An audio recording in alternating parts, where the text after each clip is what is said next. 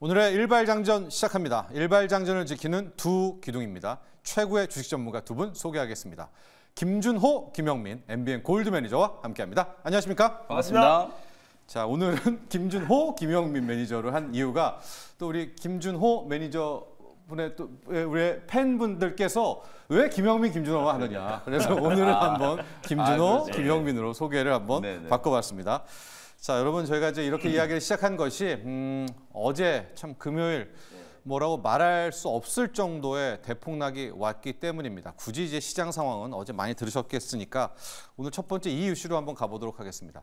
만에 하나 여기 어디에서 바닥이 나온다면 그 바닥을 알리는 투자 지표, 신호는 뭘까?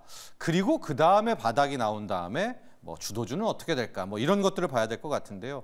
어제는 제가 원달러 환율을 말씀드렸는데 장중에 1350원대로 떨어지다가 튀어올라서 일단 환율만 보면 다시 지금 1370이더라고요. 요게 좀 떨어져야 될 것 같고 뭐 ISM 지표를 봐도 괜찮고 전반적으로 또 시장에서는 긴급금리 인하 이야기 나오고 자, 김영민 매니저 만약에 바닥이라면 어떤 지표가 우리에게 먼저 알려줄까? 이 지표 부분 한번 볼까요? 사실은 이제 저는 지표보다는 미국 증시 이제 나스닥 지수의 가격 움직임이 더 중요하다고 가격 움직임 좋아요. 실제로 이제 오늘 이제 제조업 PMI, 서비스 PMI 지수가 이제 발표되면서 예상치에 부합했죠.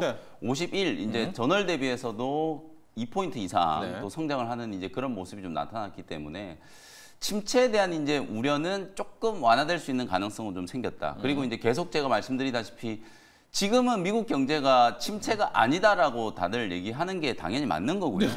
근데 이제 지금 주식시장이 빠지는 건 지금 침체라서 빠지는 게 아니라 이제 앞으로 미국 경제가 경착륙을 할 수도 있다라는 우려, 침체가 올 수도 있다라는 이제 두려움 때문에 주식시장이 이제 빠지는 거잖아요. 그래서 이제 앞으로 뭐 여러 경제 지표도 우리가 매크로 지표는 뭐 환율도 봐야 되고 국채금리도 봐야 되고 다 봐야 됩니다만 저는 가장 직관적으로 나스닥의 이제 가격 흐름이 가장 좀 중요하다고 봐요. 오늘도 나스닥 지수가 어제 아시아 증시가 폭락세로 이제 마감을 하다 보니까 나스닥 지수도 거의 7% 가까이 폭락 출발했거든요. 16,000포인트가 제가 이제 어제 마지노선이라고 말씀드렸는데 다행히 개파락 출발 이후에 16,000포인트 정도는 이제 지지가 좀 되는 모습이었거든요. 우리가 지금 하락의 가장 이제 시발점은 결국 AI 산업에 대한 이제 뭐 과잉 투자 논란, 뭐 피크아웃에 대한 논란 거기서부터 이제 출발한 거기 때문에 이게 불식되지 않으면 사실은 지금 증시 이제 조정이 끝날 수가 없다라는 거죠. 우리 시장이 뭐 제 아무리 뭐 용가리 통뼈처럼 잘 버틴다라고 해도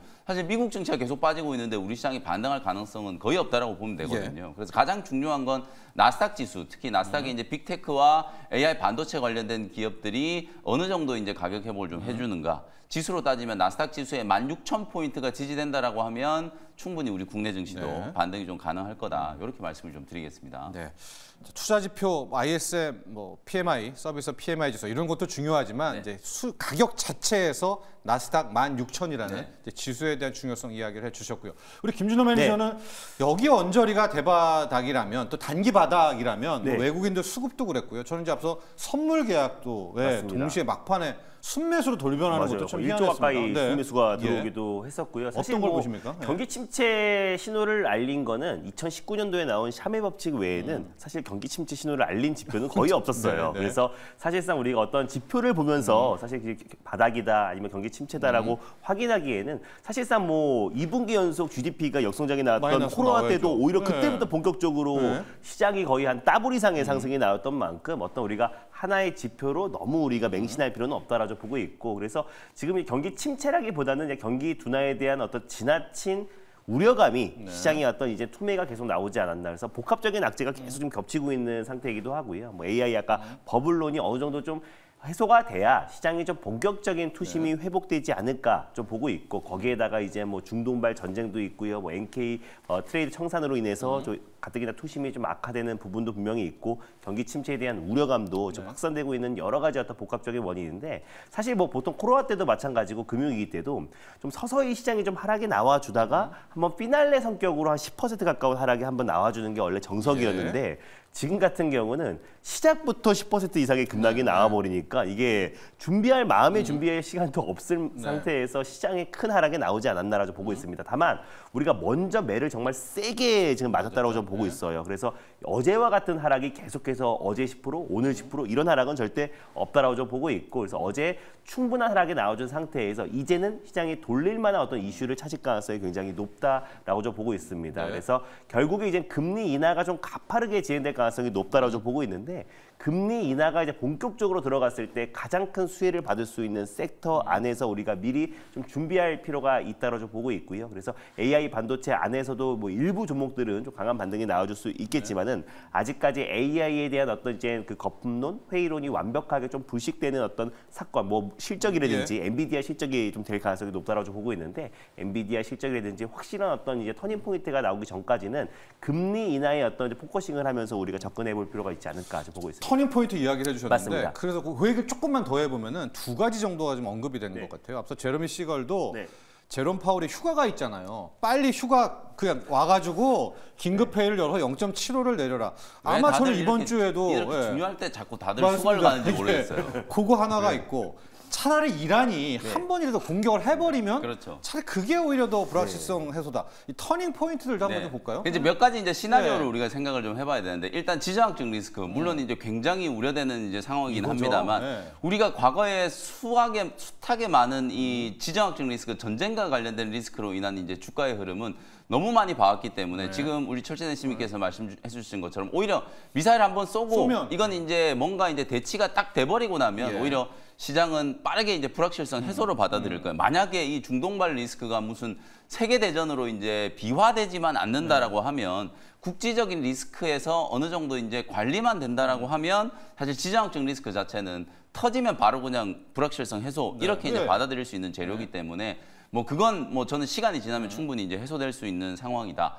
진짜 이제 중요한 건 정말 미국이 경기 침체가 오느냐 안 오느냐, 그리고 지금 이제 논란이 되고 있는 이제 증시의 어떤 자금 이탈, 요 두 가지 이제 포인트라고 보시면 되는데, 간단하게 말씀드리면 일단 경기 침체가 오느냐 안 오느냐는 뭐 시간이 지나봐야 아는 거죠. 지금 우리는 다 이제 예측을 하는 거고 분석을 하는 거기 때문에, 다만 이제 샴의 법칙이 지금 너무 뜨겁게 주목을 받고 있는 이유는, 아까 이제 김준호 매니저님이 샴의 법칙이 이제 2019년에 이제 만들어졌다라고 말씀드렸는데, 실제로 데이터는 과거 50년의 데이터를 가지고 이제 분석을 한 거예요. 실제로 과거 50년의 데이터를 가지고 분석을 해보니까 평균 이동 평균성 이제 3개월 평균의 이제 실업률이 전년 동기 대비해서 0.5% 포인트 이제 높아졌을 때 실제로 90% 이상의 확률로 경기 침체가 왔더라는 거예요. 과거 데이터가. 그렇기 때문에 뭐 앞으로 미국 경제가 경착륙할 우려가 이제 크다 이러면서 이제 위기론이 이제 확산이 좀 된 거거든요. 그러면 사실 이 3의 법칙을 만든 목적 자체가 침체가 온다라는 걸 맞추기 위해서 만든 게 아니라 좀 빨리 진단을 해가지고 여기에 대응할 수 있는 조치를 하기 위해서 이제 이 법칙을 뭐 만들었다 이렇게 만든 사람이 그렇게 얘기를 했단 말이에요. 그럼 결국은 지금 미국은 행정 당국의 이제 재정 정책이라든지 금융 당국의 이제 통화 정책 쓸 수 있는 카드가 굉장히 많다는 거예요. 지금 연방의 기준금리가 5.25에서 5.5%잖아요. 금리 뭐 내리려고 하면 B컷 얘기하는데 뭐 0.5%포인트가 아니라 1%포인트도 떨어뜨릴 수 있죠. 다만 이게 금리를 너무 급격하게 떨었을 때 지금 시장에서 나타나고 있는 흐름이 뭐냐면, 너무 급하게 금리를 떨어뜨릴 걸로 예상을 하니까 주식시장의 돈이 채권 시장으로 지금 빠져나가 버리는 거예요. 국채 금리가 지금 급락하고 있잖아요. 그래서 저는 이것도 속도 조절이 분명히 중요하다고 보거든요. 지금 기준금리 인하가 주식시장에 호재가 되지 못하는 이유는 채권 금리가 너무 빠르게 떨어지고 있기 때문에 주식시장의 돈이 채권 시장으로 좀 빠져나가고 있기 때문에 그래요. 우리나라도 그렇잖아요. 어저께 주식시장은 폭락했지만 자금이 그냥 채권 시장으로 다 이동해 버렸거든요. 채권이 이제 비교적 안전자산이기도 하고, 시장의 이제 변동성 자체가 시장이 예측컨대 연준이 굉장히 빠른 속도로 지금 금리를 내릴 수밖에 없을 거다라는 거에 이제 배팅을 하면서 채권 가격이 올라가고 있거든요. 근데 과거 한 15년 동안 데이터를 보면 이런 식의 이제 채권 발작, 금리 발작 때문에 채권 시장에 배팅을 한 게 성공한 사례가 별로 없어요. 그래서 다시 주식을 사야 된다. 저는 그렇게 말씀을 좀 드리고 싶고, 이런 식의 이제 요동이 다 이제 한 번씩 온갖 분야 지금 환율, 뭐 금리 등등등 해가지고 온갖 이제 매크로 이슈에서 이제 이슈들이 한번 주가에 반영이 저는 충분히 된 상태라고 보거든요. 그래서 이제 주식시장은 말씀해줬던 것처럼 이번 주 우리나라의 이제 수급적인 측면으로 보면 옵션 만기일 전후가 저는 이제 매도 클라이막스가 이제 될 가능성이 굉장히 높기 때문에 이번 주 초반에 잘 버티시면 주 중반 이후부터는 기술적인 이제 반등에 대한 기대를 좀 하셔도 충분히 가능할 것 같다. 이렇게 말씀을 좀 드리겠습니다. 영민 매니저는 오히려 지금 시장에서 나오는 제롬 파월을 빨리 휴가에서 데리고 와가지고 0.75%포인트를 인하하는 것이 그닥 그렇게 큰 약발은 아니다. 네. 준호 매니저는 어떻게 생각합니다? 이미 시장은 3.5로 와 있잖아요. 그러니까 맞습니다. 기준금리도 뒤따라서 내려주면 더 안심이 된다. 이런 의견도 솔직히 이제 같이 있거든요. 맞습니다. 그래서 긴급 이제 통화 정책을 이제 완화시켜야 된다라는 이제 얘기가 나와주고 있는데 오히려 또 지금 이 분위기에서도 그래 버리면 아 이거 진짜 경기 침체 심하다라는 시장의 해석이 좀 나올 수 있지 않을까 좀 보고 있어요. 그래서 일단은 뭐 9월달에 우리가 예상했던 만큼 뭐 빅컷이라든지 아니면 베이비 스텝으로 서서히 좀 금리를 인하하는 것도 나쁘지 않을 것이다라고 보고 있고 그래서 결국에 지금 시장의 어떤 충격 발작 같은 이런 충격 같은 경우는 그냥 복합적인 요소인데 아까 말씀했던 것처럼 사실 이미 중동발 리스크도 저는 좀 증시에는 좀 많이 반영이 됐다라고 좀 봐요. 왜냐면 이 정도면은 맞습니다. 왜냐면 관련된 종목들이 어제 장 초반만 하더라도 뭐 해운이라든지 유가 관련된 종목들도 장 초반에는 좀 매수세가 유입되다가 그 종목들까지도 하락 전환을 했다는 점을 놓고 봤을 때는 그래도 어느 정도 시장의 좀 중동발 리스크와 또 악재들도 충분히 좀 녹아져 있는 상태다. 그래서 만약에 또 다시 한번 발발된다고 했을 때는 관련된 종목들이 일제히 좀 상승이 나오고 시장의 일시적인 하락은 나올 수 있겠지만 그게 거의 마무리될 국면이 될 가능성이 높다라고 보고 있고 그래서 지금부터는 우리가 이제 장기적으로 본다고 했을 때 오히려 주식을 적극적으로 좀 매수해 나가야 될 시점이다라고 보고 있어요. 그래서 그럼 내가 종목들을 다 물려 있는데 어떻게 매수를 하냐라는 얘기들이 많을 텐데 어차피 저는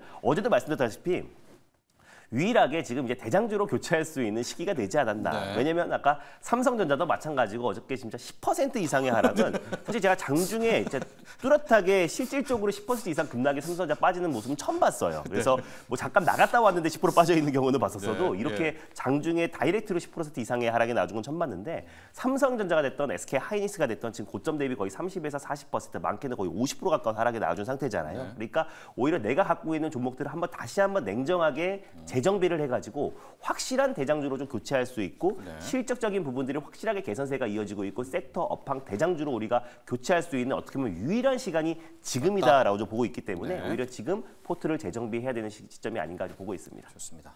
자, 세이브 데이터님이 댓글을 주셨습니다. 오늘은 그래도 지수 양봉 나오겠지요? 양봉 일어나요? 해주셨는데 뭐 저희들이 신은 아니기 때문에 그렇지만 지금 나스닥 선물도 그렇대서 미국 시간외 거래에서 상당히 좀 급반등 나오고 있고요. 어제 외국인 투자자들의 그 선물 쪽 이 친구들이 굉장히 빠르잖아요. 예.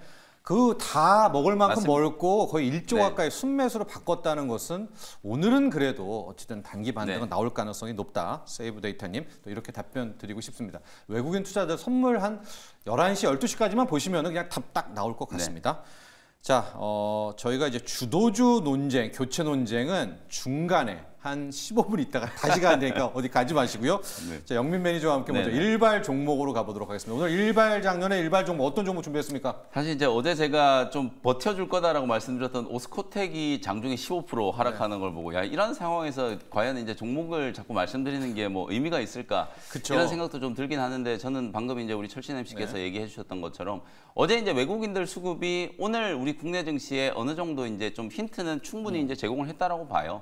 장중 수급이 이제 그렇게 급격하게 변동되는 걸 우리가 뭐 1년 내내 사실 보기 굉장히 드문 현상이거든요. 실제로 어저께 장이 딱 끝나고 나서 보니까 외국인들은 오히려 선물 거의 1조 원 가까이 매수했고 코스닥 시장에서는 기관 외국인들이 개인들 투매 다 받아내면서 물론 개인 투자자분들께서 어저께 의도적인 투매를 했다라고 보진 않고 비자발적인 투매 말 그대로 맞습니다. 뭐 CFT 계좌라든지 신용 반대매 물량들이 이제 쏟아져 나온 거기 때문에 그걸 기관 외국인들이 대략 한 6,500억 이상 다 받아냈고 코스피에 1조 5천억이나 팔았는데 코스피 시장의 외국인들 매도의 80% 이상이 삼성전자 한 종목에 쏠려 있었거든요. 그러니까 이건 결국 시장 전체적인 투매를 했다기보다는 어제 이제 급락 말 그대로 폭락 장세가 이제 연출되는 과정에서 수급이 굉장히 좀 장중에 이제 크게 바뀌었다. 그런 부분들을 본다면 뭐 오늘은 정말로 뭐 추세를 바꾸는 흐름이 오늘 하루 만에 만들어진다는 건 아니라 적어도 이제 맞습니다. 가격 만회 시도 정도는 충분히 이제 나타날 수 있는 가능성이 좀 높은 상황이다. 이렇게 보고 그래도 오늘도 이제 좀 종목 하나를 좀 말씀을 좀 드리고 싶은데요. 저는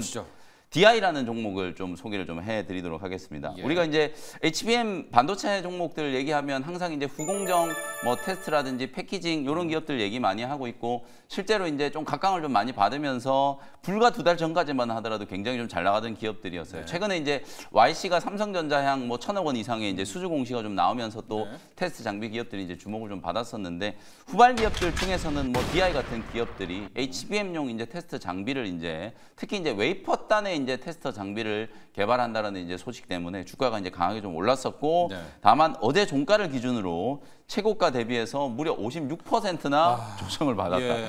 이게 불과 한 달 반 만에 반토막이 나버린 상태이기 예. 때문에 사실상 뭐 HBM과 관련된 프리미엄이 완전히 소멸된 상태이기 때문에 뭐 기술적으로 봤을 때는 이제 이 종목은 뭐 HBM 어쩌고 저쩌고 다 떠나서 그냥 펀더멘탈로만 보더라도 상대적으로 이제 굉장히 좀 저평가돼 있다. 물론 뭐 소부장 종목들이 거의 대부분 다 이런 상황이고 한미 반도체도 고점 대비 벌써 40% 빠졌고 네. 하이닉스가 고점 대비 37% 지금 폭락을 한 상태이기 때문에 반도체 기업들은 저는 충분히 이제 가격적인 매력이 부각이 좀 될 수 있는 단계다. 이렇게 이제 보시면 될 것 같아요. 웨이퍼 상태에서 말 그대로 이제 양품이냐 아니냐를 이제 판별하는 테스트 장비를 이제 공급하는 기업이라고 보시면 될 것 같고 패키징 이후에 이제 출하 전에 마지막으로 이제 검사하는 이제 패키징 테스트 공정까지도 관여를 좀 하고 있고 국내에서는 삼성전자와 SK 하이닉스가 당연히 이제 주력 네. 고객사다. 이렇게 이제 보시면 될 것 같아요. 보통 여러분들이 이제 테스트 기업 하면은 이제 일본의 어드밴테스트를 많이들 생각하시고 실제로 지금도 어드밴테스트 비중이 거의 절대적이라고 보시면 돼요. 근데 이제 웨이퍼 단의 이제 테스트는 아무래도 이제 기술 공정상 난이도 자체가 이제 아무래도 조금 더 비교적 이제 좀 수월하다라는 이제 인식이 좀 있기 때문에 우리 국내 기업들이 이쪽 분야는 그래도 좀 국산화를 좀 할 수 있는 상황이다. 그러다 보니까 이제 YC라든지 DI 같은 기업들이 이제 최근에 좀 주목을 받는 거고 테크윙은 조금 결이 다르긴 해요. 테크윙은 이제 큐브 프로브라고 하는 새로운 이제 테스트 장비를 만들어 가지고 이게 이제 양품 여부를 이제 판별을 해서 나중에 만약에 이제 불량이 나버리면 문제가 뭐냐면 HBM도 HBM이지만 GPU는 굉장히 고가의 칩이잖아요. 그러면 이제 만약에 최종적으로 대만 예를 들어서 이제 TSMC가 이제 코어스를 통해 가지고 패키징까지 다 된 이제 제품을 테스트를 이제 한다라고 했을 때 불량이 딱 나왔어요. 그럼 실제로 이제 HBM도 버려야 되고 GPU까지도 버려야 되거든요. 이렇게 됐을 경우에는 굉장히 이제 로스가 좀 심할 수밖에 없기 때문에 이제 테크인 같은 경우에는 큐브 프로브라는 걸 통해 가지고 어드밴테스트하고 같이 이제 병용해서 이제 쓰면서 사실 한쪽이 불량이 나더라도 한쪽을 좀 건질 수 있게 이제 하는 거예요. 그런 식의 이제 지금 보완들이 이제 되고 있는 상황이라고 보면 사실상 이제 DI 같은 경우는 그 전 단계에서 웨이퍼 단에 이제 양품 불량 여부를 이제 판별하는 비교적 이제 난이도가 조금 수월한 분야이기 때문에 국산화가 좀 빠르게 추진이 좀 되고 있는 상황이다. 실제로 뭐 HBM 단에서도 HBM3E는 SK 하이닉스가 기존에 이제 DDR5 이제 장비를 수정해가지고 이제 업그레이드를 해서 지금 테스트를 하고 있는데 아마 HBM4부터는 실제로 제가 이제 말씀드린 것처럼 HBM4는 이제 베이스 타이가 어찌 보면 선단 공정이 이제 적용이 좀 될 거고 단에 이제 적충수도 이제 8단, 12단, 16단까지 이제 올라가야 되는 그런 상황이기 때문에 테스트에 대한 수요는 점점 더 늘어날 수밖에 없고 그리고 이제 최근에 또 엔비디아가 뭐 이제 블랙웰 이제 양산 시기가 3개월 정도 또 지연될 수 있다. 불량에 대한 얘기 나오는데 이건 뭐 엔비디아가 오피셜로 뭐가 불량이고 설계가 뭐가 문제다라는 걸 공식적으로 얘기를 해주질 않고 있기 때문에 정확하게 이제 뭔지는 모르겠습니다만 일단 또 B200이 이제 앞으로 이제 블랙웰의 주력이 될 건데 B200보다는 GB200 그러니까 두 개를 붙인 거에 이제 아무래도 이제 붙이는 교합하는 과정에서 뭔가 이제 설계에 오류가 있지 않았을까라는 이제 추정이기 때문에 만약에 이제 이런 식의 이제 설계 오류, 불량 뭐 이런 거에 대한 우려가 생기면 사실 테스트에 대한 이제 공정은 또 더 늘어날 수밖에 없잖아요. 물론 뭐 DI가 TSMC의 테스트 장비를 만드는 건 아닙니다만 HBM 단에서도 이제 이런 식의 이제 불량과 관련된 이슈, 설계 결함에 대한 이슈가 이제 부각되면 부각될수록 오히려 테스트 기업들의 중요도는 더 역설적으로 높아지는 거기 때문에 뭐 그런 측면에서 봤을 때 만약에 반도체 종목들이 반등이 좀 들어온다라고 하면 대장주 삼성전자와 SK 하이닉스를 필두로 역시나 또 후공정의 기업들이 먼저 가격 회복이 좀 되지 않을까라는 생각에서 일단 DI를 한번 말씀을 좀 드려보는 거고요. 뭐 가격 전략을 같이 한번 말씀드려 볼게요. 주가가 워낙 지금 많이 빠져 있는 상태이기 때문에 뭐 어제 종가 13,500원 정도를 일단 매수 가격으로 설정을 한번 해보도록 하고요. 목표가는 일단 뭐 2만 원 정도 말씀을 좀 드리고 싶은데 일단은 좀 트레이딩 관점으로 네. 17,000원 이제 짧게 예. 일단 기술적인 반등이 먼저 들어와야 되는 거니까요. 17,000원 정도 일단은 목표가 한번 잡아보고 손절가는 조금 타이트하게 12,000원 정도. 만약에 이 자리에서 12,000원까지 빠지면 진짜 이제 추세가 거의 뭐 10,000원까지도 흘러내릴 수 있다는 얘기이기 때문에 네. 손절선은 일단 12,000원 꼭 준수하시면서 지금 시장이 워낙 또 변동성이 좀 크기 때문에 일단 신규 매수를 하시더라도 손절가에 대한 부분은 여러분들이 철저하게 좀 리스크 관리를 좀 하시면서 대응을 하셔야 된다는 것도 좀 참고하시면 좋을 것 같습니다. 네. DI 웨이퍼 테스트 업체고요. 어제 기술적으로 보니까 200일 선을 만났다가 이제 일단은 멈춤 약간 아래 꼬리를 달았기 때문에 자, 오늘 반등이 나올 때 한번 이 DI도 지켜보시길 바라고 정말 말씀하신 대로 이제 GB200 누가 잘못한 건지 모르겠지만 어쨌든 책임은 TSMC가 져야 되겠죠. 자기네들이 만들었으니까 결국 그렇게 되면 TSMC도 이제 더블 체크 테스트하게 될 테니까 테스트 쪽에 대한 수요 또 투심도 몰릴 것이다라고 해서 웨이퍼 테스트 업체 DI를 오늘의 일발 종목으로 봤고요. 여기 붙일 수 있는 종목이 있을까요, 준호 매니저? 제가 대장주를 매수하자고 했기 때문에 SK 하이닉스를 말씀드리도록 하겠습니다. 일단 고점 대비 거의 한 40% 가까운 하락이 나와줬고 맞습니다. 그래서 SK 하이닉스 어제 최태현 SK 회장이 또 이제 이천 공장을 또 찾아갔다고 해요. 그래서 5세대 이제 HBM 관련해서 다시 생산 라인을 한번 둘러보고 다시 한번 6세대 HBM4 관련해서 경쟁이 더욱더 심화될 수밖에 없기 때문에 또 기업 차원의 어떤 사활과 AI 새로운 수입 모델을 만들어내라라고 좀 발표를 했다고 합니다. 그러니까 기업 이제 오너가 직접적으로 지금 이제 AI 관련된 올해 행보만 벌써 10건이 넘었었고요. AI 관련해서 그 생산 라인 구축과 뿐만 아니라 밸류체인 구축 관련해서 직접적으로 좀 챙기고 있는 모습을 본다고 했을 때 여전히 뭐 지금 빅테크 기업들이 AI 쪽의 어떤 투자가 좀 과도하다 거기서 수익성이 발생하지 않는다라고 하지만 SK 하이닉스는 지금 수익성이 발생하고 있는 기업이잖아요. 그래서 사실상 HBM을 직접적으로 거의 독과점하고 있는 상태이다 보니까 결국 실제로 수익이 나고 있는 기업은 또 이제 SK 하이닉스고 또 이제 이 반도체 기업이다 관점에서 결국 SK 하이닉스가 이런 어떤 이제 우려와 AI 관련된 사실상 이제 어떤 거품론이 조금은 완화가 되면은 또 가장 먼저 회복할 수밖에 없는 기업은 SK 하이닉스다라는 관점에서 타픽으로 SK 하이닉스를 붙여보겠습니다. 최태원 회장이 요즘에 진짜 AI를 입에 달고 있습니다. 아예 SK 그룹을 AI 그룹으로 바꾼다 이런 얘기도 하고 있고요. SK 하이닉스는 뭐 굳이 차트 이야기를 안 하겠습니다. 200일 선도 깨고 뭐 정말 처참한 수준으로 왔기 때문에 이제 대장 쪽 SK 하이닉스를 오늘 붙이기 종목으로 왔고요. 저희가 이야기하는 가운데 이제 YS킴님이 어제가 바닥일지 오늘이 바닥일지는 모르겠지만 중요한 건 바닥을 찍고 올라올 때 어떤 업종이 주도주가 되겠냐 하는 거겠죠. 전문가님들의 의견 부탁드립니다.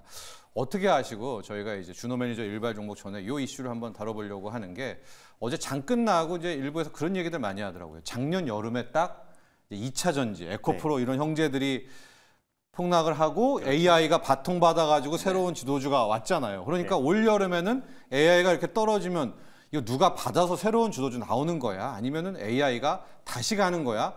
이제 주도주 교체, 주도주에 대한 이야기까지도 벌써 앞서 나가시는 분들이 있더라고요. 우리 시청자분들 중에서도 이 YS킴님도 질문을 주셨거든요.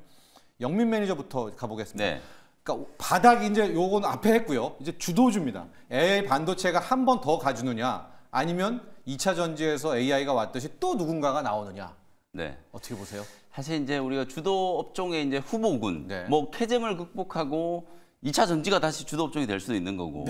그다음에 이제 금리 인하가 좀 빠르게 진행될 가능성이 높아지니까 바이오 업종 어제 바이오도 뭐 똑같이 폭락을 했기 때문에 당연히 이제 바이오 업종도 같이 봐야 될 것 같고 그리고 뭐 AI 그리고 이제 반도체 다 이제 뭐 주도 업종의 가능성이 있다라고 보는데 저는 뭐 미워도 다시 한번 역시나 반도체 업종이 저는 하반기에도 분명히 이제 주목을 좀 해야 된다 이런 생각이 좀 들고요. 실제로 일단 가격적으로 보면 뭐 SK 하이닉스도 고점 대비 지금 37% 급락을 한 상태고 삼성전자도 거의 20% 정도 급락을 한 상태예요.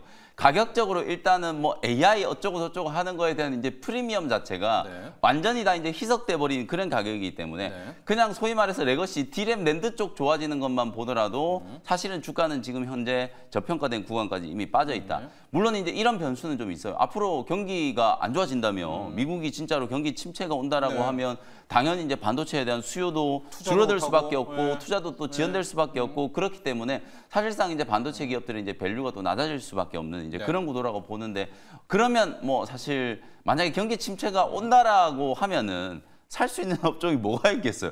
사실 경기와 무관한 업종은 거의 없다라고 보고 뭐 제약바이오 업종 정도야 사실 우리가 이제 몸이 아프면은 뭐 경기랑 상관없이 어쨌든 약은 먹어야 되니까. 헬스케어로 빠지는. 그렇죠. 뭐 이제 사실 경기가 진짜로 미국 침체 뭐 전 세계가 이제 경기 침체가 온다라고 하면 뭐 반도체뿐만 아니라 모든 업종이 다 타격이기 때문에 그건 이제 같은 입장이라고 보는 거거든요.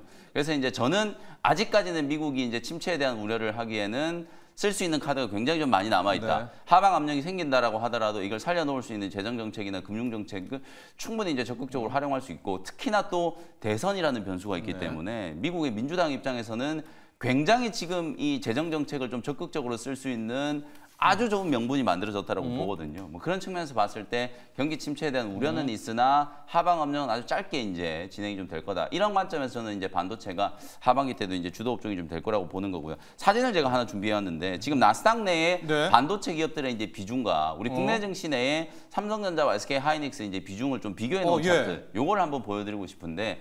일단 나스닥의 비중도 최근에 이제 나스닥의 테크 기업들과 반도체 기업들의 이제 주가가 급락을 했기 때문에 비중 자체가 일단 현저하게 이제 줄어들고 있는 상태고요. 국내 이제 반도체 기업들도 SK 하이닉스와 삼성전자 내 비중이 거의 28%, 30%에 이제 육박을 했다가 지금 보시는 것처럼 현재 지금 29% 이게 최근에 이제 급락이 나타나기 전 수준이기 때문에 이건 이제 지금 25% 아래로 아마 떨어졌을 거예요. 근데 여러분들이 이제 주목을 하시는 게 결국 시장이 지금 폭락한 상태에서 살아나려면 이렇게 비중이 큰 기업들이 살아나지 않으면 지수 자체가 절대로 올라갈 수 없어요. 그럼 미국도 결국은 빅테크 기업들과 반도체 기업들이 올라가지 않으면 나스닥 지수가 절대 살아날 수 없다는 거고 국내도 마찬가지 삼성전자, 하이닉스가 반등하지 않으면은 시장의 반등 자체를 이제 기대할 수 없다. 더 중요한 거는 실제로 지금 왼쪽에 있는 미국 나스닥 내 반도체 비중을 보시면 굉장히 급격하게 차트가 치솟았죠. 이게 바로 빅테크와 엔비디아 때문이거든요. 그러니까 사실 거품론을 얘기를 하더라도 우리나라 지금 보시면 굉장히 완만하게 AI 산업에 대한 랠리가 진행됐는데 과거 2020년의 기울기보다도 지금 되게 완만하게 지금 비중이 이제 성장을 했다는 거거든요. 근데 그 성장했던 비중조차도 최근에 이제 급락으로 인해서 완전히 부러져 버렸어요. 그러니까 이게 지금 현 단계에서 이게 피크냐라는 걸 이제 얘기할 때는 아직 우리 국내 반도체 기업들은 피크라고 얘기하기에는 너무 시기상조다. 그런 측면에서 봤을 때 저는 하반기 때 반도체 종목들이 이제 추가적인 상승 여지가 더 있다라고 보고 사진 하나만 딱 더 얘기할게요. 저는 이 사진을 보고 좀 소름이 좀 돋았어요. 뭐죠? 최근에 이제 나타나고 있는 온갖 이제 AI 산업과 관련된 이제 이슈들을 사진 하나로 이렇게 딱 표현을 해놨더라고요. 이 사진을 좀 보시면은 사람이 한 명 이제 아주 그 가파른 절벽을 기어 올라가고 있죠. 이게 이제 AI 산업에 대한 이제 투자자 한 명이 이렇게 이제 절벽을 타고 이제 기어 올라가고 있는 거예요. 상반기 때 그야말로 이제 AI에 대한 장밋빛 이제 희망으로 미국의 빅테크와 AI 기업들이 엄청난 이제 폭등 랠리를 펼쳤잖아요. 가파르게 올라오다 보니까 이제 아래쪽에는 절벽밖에 안 보이는 거예요. 돈도 잘 못 번다는 것 같고 투자도 이제 과잉 투자에 대한 우려들이 나오고 그러다 보니까 아래쪽으로는 절벽밖에 안 보이는 거예요. 근데 이제 AI 기업들 투자를 하는 기업들은 뭘 보냐면 성장을 보고 있다는 거예요. 제가 거듭 말씀드리지만 사실상 지금 투자하고 있는 빅테크 기업들이 당장 6개월 안에 1년 안에 돈을 벌기 위해서 투자하는 게 아니에요. 과거에 우리 여러 사례들을 통해서 애플, 아마존, 마이크로소프트, 구글, 알파벳, 메타 플랫폼즈 이런 기업들이 어떻게 지금 전 세계 경제 패러다임을 주도하고 있는지를 보면 앞으로 5년, 10년 동안의 먹거리를 위해서 1년, 2년, 3년 동안의 공격적인 투자를 해서 시장을 선점하는 이제 과정. 심지어 이런 얘기까지 했어요. 마이크로소프트에 지금 컨퍼런스 콜을 할 때 사실 투자를 줄이는 것보다는 더 공격적으로 하는 게 훨씬 더 낫다. 실제로 그럴 수밖에 없는 게 시장을 뺏겼을 때는 앞으로 5년, 10년을 이제 굶어야 될지도 모르는 거기 때문에 빅테크 기업들은 장기적인 안목으로 미래 돈이 되는 사업, AI 산업에 이제 투자를 하고 있는 거거든요. 다만 투자자들 입장에서는 당장의 이제 성과를 원하기 때문에 그 괴리가 생길 수밖에 없다라는 걸 이제 방금 전에 이제 사진으로 보여드린 거고 실제로 하반기 때도 저는 AI 이슈가 반도체다. 굉장히 좀 뜨거울 수 있다라는 거 다시 한번 좀 말씀을 좀 드리고 싶고 결정적으로 뭐 반도체 기업들은 가격적으로 굉장히 지금 매력적인 구간까지 빠졌다. 이렇게 말씀 좀 드리고 싶습니다. 영민 매니저는 주도주 교체에 대해서 뭐 내년 후년은 모르지만 적어도 올해까지 하반기에는 AI 반도체 주도주는 여전히 굳건할 것이다. 이렇게 또 전망을 해줬고요. 준호 매니저도 같은 질문입니다. 주도주 교체에 대한 아마도 많은 분들이 작년 이맘때 2차 전지에 대한 이제 그런 부분들도 있고요. 어제 막 대폭락을 하니까 2007년 당시를 막 회귀하면서 그때는 조선업종이 주도주였잖아요. 누군가 또 나온다. 새로운 네. 주도 그러니까 뭐 바이오야 뭐야 뭐 진짜 주도주 얘기가 참 많이 나오는 것 같아요. 왜냐하면 이제 급락하고 나서는 항상 주도 섹터가 늘 바뀌어왔기 때문에 맞아요. 이번에도 네. 바뀔 것이다. 그리고 에코프로 그룹주도 한 1년 반 정도 좀 상승 흐름이 나와줬다가 주도 섹터가 이제 바뀐 경우가 많고 뭐 이메이드라든지 아니면 기존의 어떤 그 전에 했죠. KMW, 네. 5G 이런 섹터들도 한 1년에서 1년 반 정도의 어떤 이제 상승 흐름이 나와주고 나서 시장 폭락 이후에 한번 주도 섹터가 손바뀜이 나왔다. 그래서 이번에도 딱 이제 뭐 한미반도체를 기점으로 본다고 했을 때 보통 1년 반 정도의 어떤 상승 흐름이 나와줬고, 근데 1년 반의 상승이 딱 지금의 어떤 실적만 본 게 아니라 앞으로의 어떤 밸류도 좀 땡겼은 부분이 분명히 있기 때문에 가뜩이나 지금 AI 회의론이 나와주고 있는 상태에서 한번 급락 이후에는 이게 주도 섹터가 바뀔 것이라는 어떤 이젠 기대감도 굉장히 좀 높아지고 있는 시점이 맞다라고 보고 있습니다. 네. 그래서 일단 뭐 장기적으로 후보군들은 너무 많다라고 봐요. 네. 그래서 그동안 많이 빠졌던 뭐 2차전지도 있고 뭐 바이오도 있고 다시. 뭐 로봇, 뭐 자율주행, 뭐 정말 많은 섹터가 있다고 보고 있는데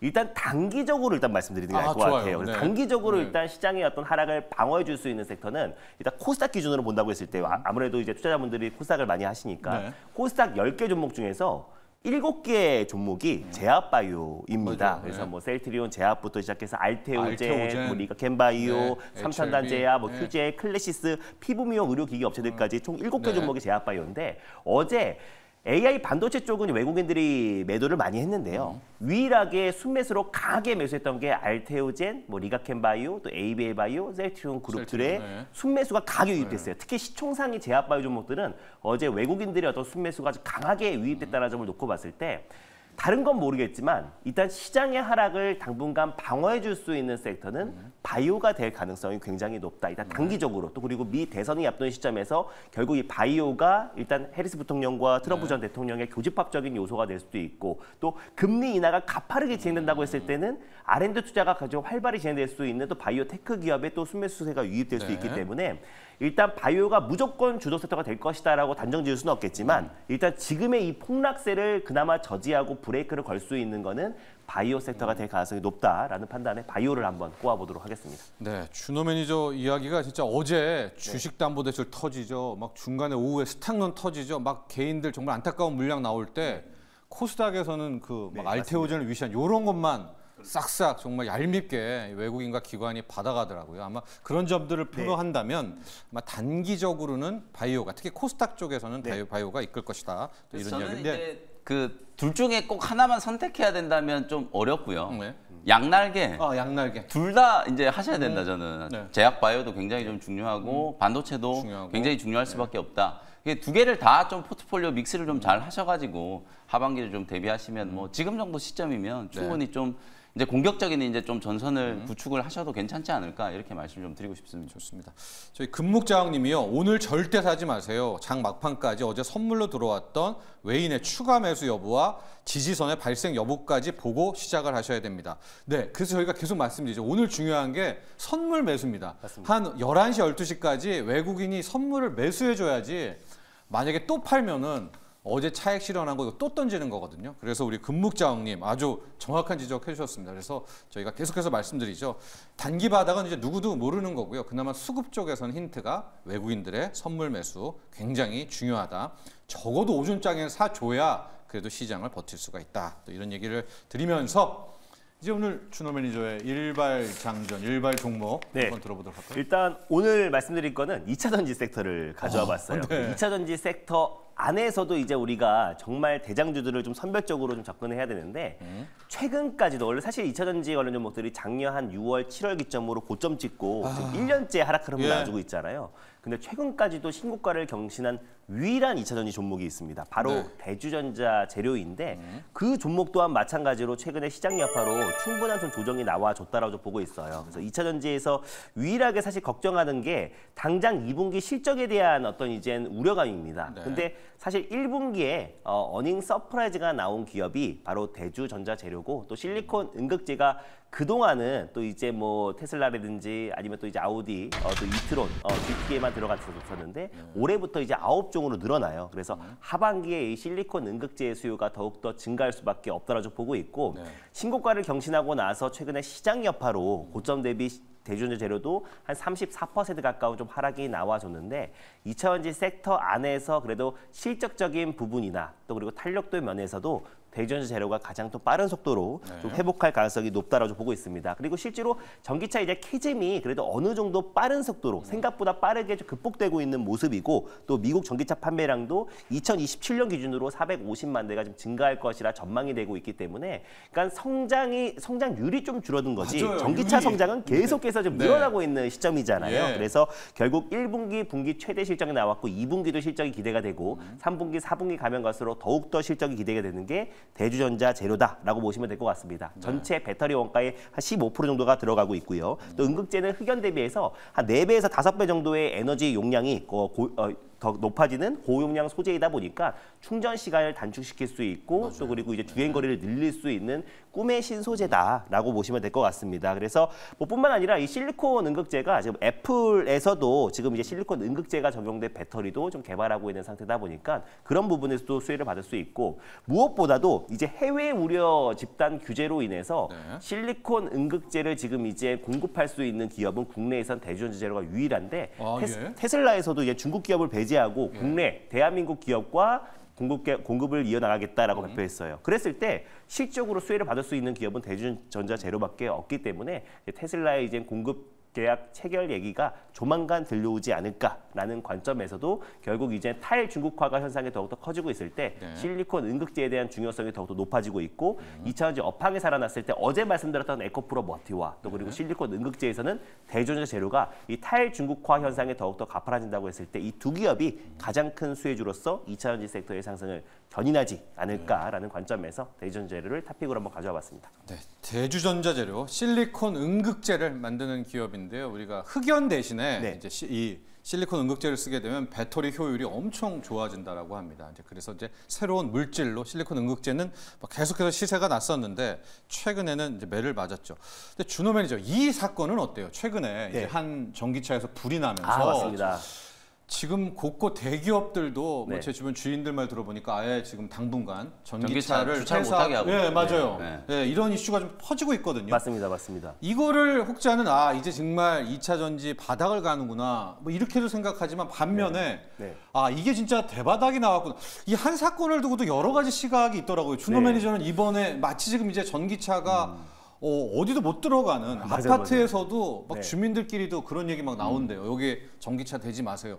이 사건은 어떻게 해석을 할까요? 그러니까 이게 예전에도 한번 그 BMW 화재 사건이 나면서 BMW 차종을 주차장에 들어오지 말라라고 했던 적이 있었던 것 같아요. 그래서 이 또한 사실 좀 지나가는 이슈지 않을까. 그래서 예전에는 아예 BMW 차는 아예 주차장을 대지를 못한다라고 해가지고 막 외부 막 한강 고수부지에 차를 대고 오고 막 그랬던 사례가 있었어요. 근데 이번에도 사실상 하나의 어떤 사례인 거고 사실 이제 벤츠 차종이었던 것 같은데 그 배터리가 이제 중국산 이제 배터리였던 걸로 저 기억을 합니다. 그래서 오히려 이랬을 때 국내 배터리 3사 또 이제 3원계 배터리에 대한 어떤 가치가 더욱더 부각될 수 있다라고 보고 있고 또 그래서 이런 계기로 이 배터리에 대한 화재 위험성을 더욱더 지금 그 기술 개발에 박차를 가할 수 있다라고 보고 있기 때문에 이거는 사실 2차 전지의 큰 업황의 어떤 대세 흐름에는 사실 맞기에는 좀 일부 지나가는 노이즈가 되지 않을까 좀 보고 있습니다. 그래서 대주전자 재료가 중요한 거죠. 그렇죠. 실리콘 응급제를 써야 이제 발열에 대한 문제, 이제 열폭 현상에 대한 이제 또 어느 정도 컨트롤을 좀 할 수 있기 때문에